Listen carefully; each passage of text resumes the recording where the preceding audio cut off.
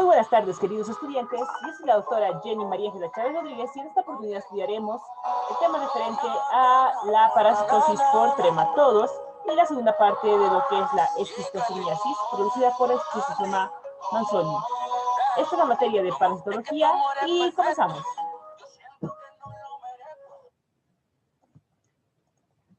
Bueno, veremos específicamente que los trematodos son una clase de parásitos que se pueden nombrar como trematodos o trematodos, que pertenecen al filo gusanos platelmintos, compuesta por especies, las cuales todas son parásitas y algunas de las cuales infectarán al hombre.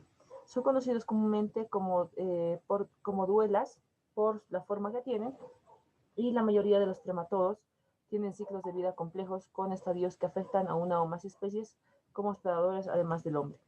Veremos dentro de su morfología que estos trematodos se caracterizan por tener un cuerpo único, no segmentado, en forma de hoja y revestidos como un sinsitio denominado tegumento, como podemos ver en la imagen.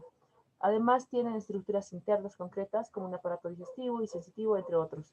También presentan formas variadas según la especie con tamaños variables, entre 1 o varios centímetros de longitud. Veremos que los trematodos tienen las características de, pertenecen a la clase de platelmintos, es decir, no son gusanos, son gusanos planos no segmentados. Además, estos gusanos tienen un cuerpo foliáceo que les da la forma de hoja, no presentan segmentos y van a medir de 2 a 3 centímetros, pueden tener un tubo digestivo ramificado, no poseen un ano, y vamos a ver que la duela o fasciola hepática, que es la que más comúnmente se conoce, posee 2 ventosas. En la ventosa anterior se encuentra la boca. Vamos a ver que otras de sus características, veremos que entre las 2 ventosas que se abren en la parte inferior se conocen los orificios genitales, que corresponden en la extremidad anterior del cuerpo a un orificio excretor.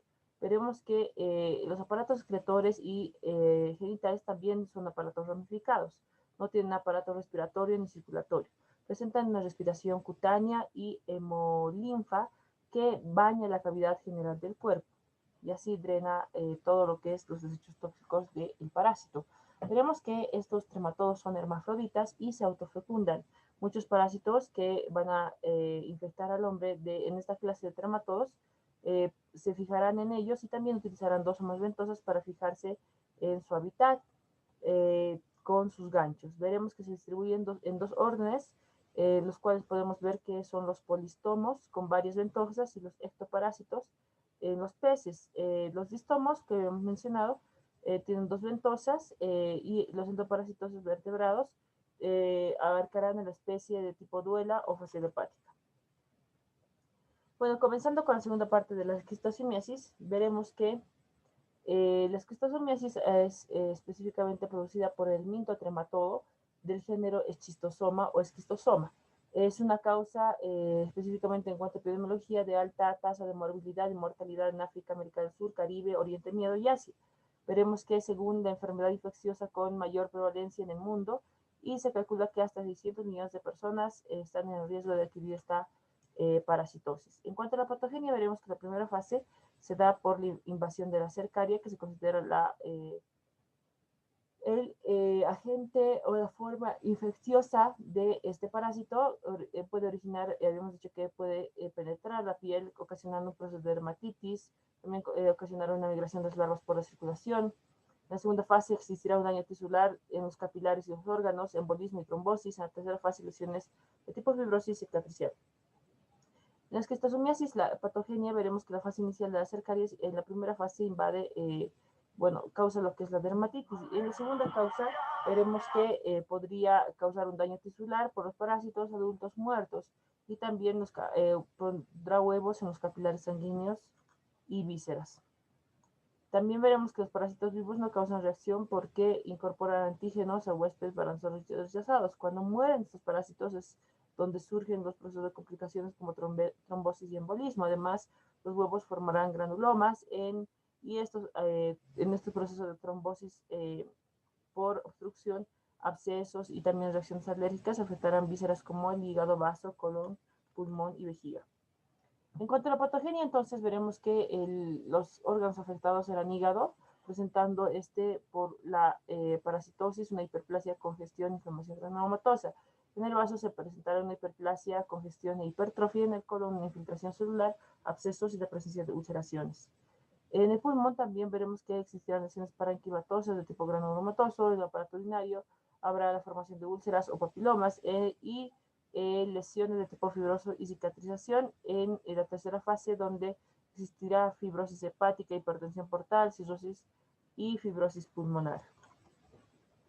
En cuanto al diagnóstico clínico, nosotros veremos que se puede, más que todo, diagnosticar por el proceso externo que vive el paciente que inicia con la dermatitis pruriginosa, se observan las lesiones hemorrágicas puntiformes y el periodo de incubación de asintomático del paciente podría ser variable de un mes a varios años.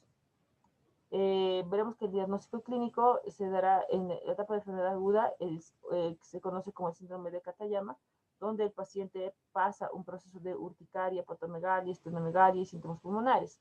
Este se acompañará de una leucocitis con eosinofilia y también habrá un cuadro de escalofríos, fiebre, debilidad general y diarrea. Entonces aquí vemos que, bueno, el paciente menciona que puede tener un exantema corporal, así como como visceromegalias. En cuanto al diagnóstico clínico, vemos que la forma crónica, que es la forma intestinal, se caracteriza por el paciente presente una diarrea sanguinolenta, también masas que se asemejan a cáncer, pólipos, estenosis, anorexia, dolor abdominal, síntomas digestivos generales. Entonces aquí vemos las manifestaciones clínicas de cada especie de esquistosoma. Vemos a esquistosoma manzoni tiene fase aguda y crónica, esquistosoma hematobium tiene y esquistosoma japonicum tienen también diferentes síntomas.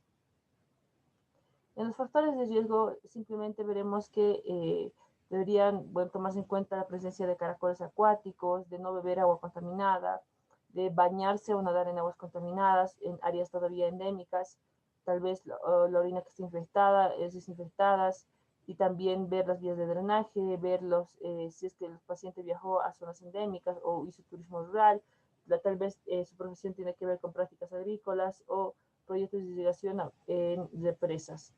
En cuanto al diagnóstico, nosotros utilizaremos el examen coproprostológico o un examen de orina, un frotis de orina, ver también técnica de catocasas, técnicas serológicas inmunológicas, con una ecografía de hígado y también las vías de vías urinarias y biopsia.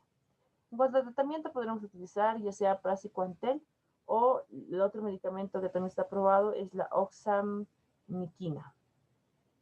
En cuanto a la prevención, veremos que aquí tenemos la niclosamida, que puede estar, más que todo un veneno que será rociado en los criaderos de caracoles que funcionan como hospedadores intermediarios. También está educar para prevenir, la mejora de la letranización, mejorar las prácticas agrícolas de riego, usar botas de caucho en el agua, evitar aplicar fricciones de alcohol al 70% cuando se presenta tal vez las ¿no? Más que todo, digamos, están cerca, digamos, de áreas endémicas, el suministro de agua no contaminada para el uso doméstico. Bueno, entonces eso ha sido todo, queridos estudiantes. Les agradezco mucho por su gentil atención. Será hasta otra oportunidad. Muchas gracias.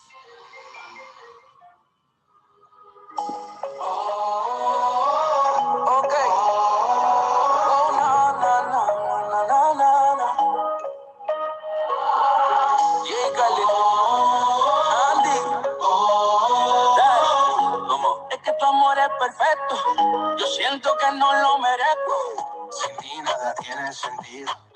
Eres el aire que respiro. No puedo vivir solo por ti, solo por ti. Aún en mis debilidades, tu gracia me